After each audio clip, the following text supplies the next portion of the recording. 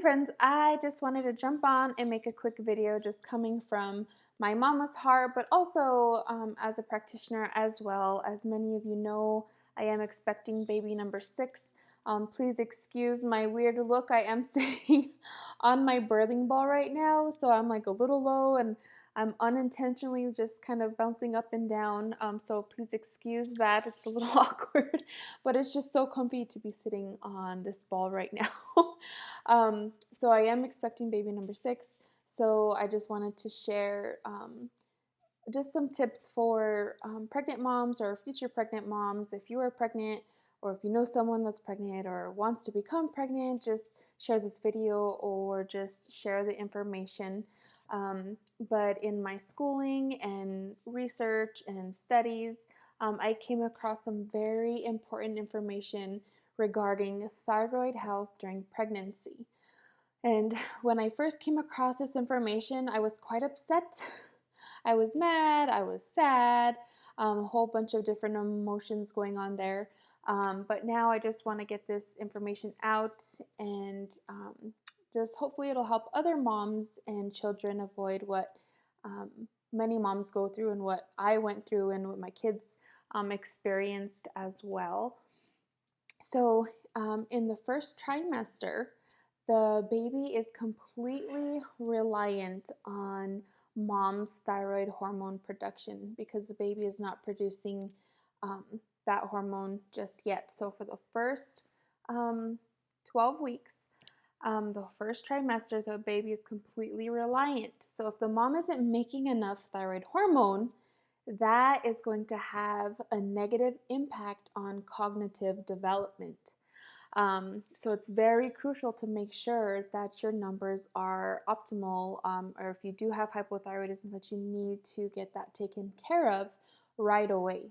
Um, so with my last two kiddos, they have a speech delay.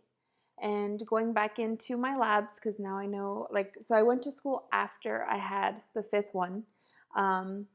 And experienced all that I experienced, and I'll get into more detail of how the hypothyroidism impacted me personally, but I'll get into that in a minute. So I went back and I backtracked in all my labs, and I discovered that I had this problem for sure with the last two pregnancies, but possibly even the third.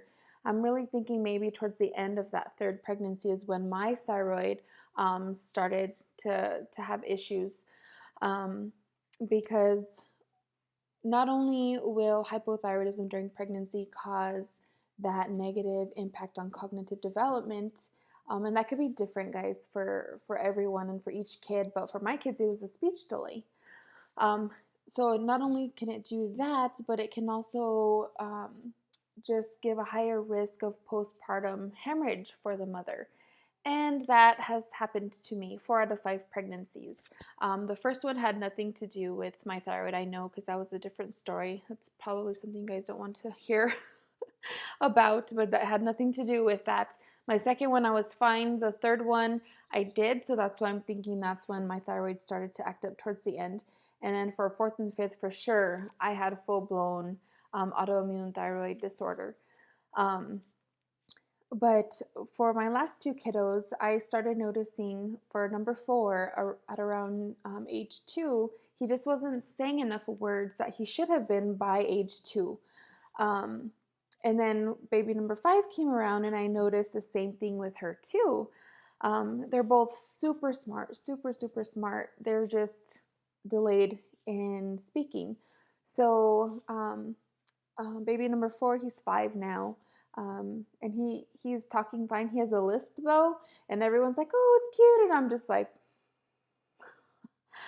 but he's good. Like, so they're catching up. It's fine. Like, they're gonna be talking fine.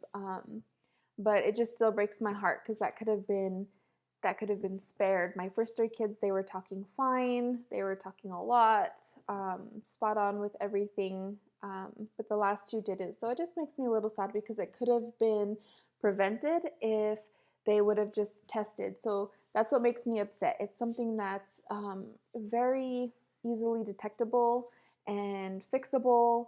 and it wasn't. So that's why I'm so mad.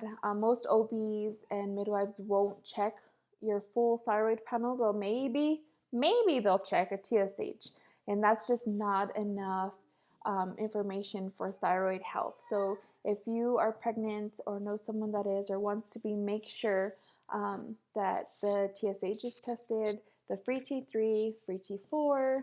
You're going to want to do the thyroid antibodies and even a reverse T3 just to make sure that you are producing enough for you and baby to prevent those issues.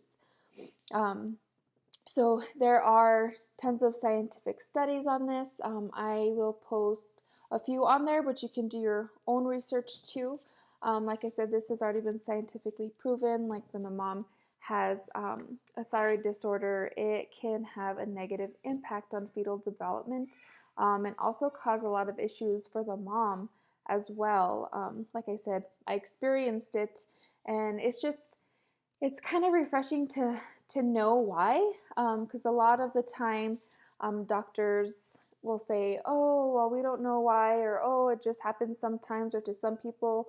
Well, what I've learned is that there is always a reason for everything. um, so it was just kind of refreshing and like, oh, like it all makes sense, like why I went through what I went through, because I had this undiagnosed thyroid issue. So I just want to help other moms and spare them from going through that. So it's that simple. Just get your thyroid tested. It's that simple. We'll make sure they order a full thyroid panel to check everything, because you can't base your thyroid health off of a TSH alone. Your pituitary gland produces the TSH hormone. We need to see what your actual thyroid is producing.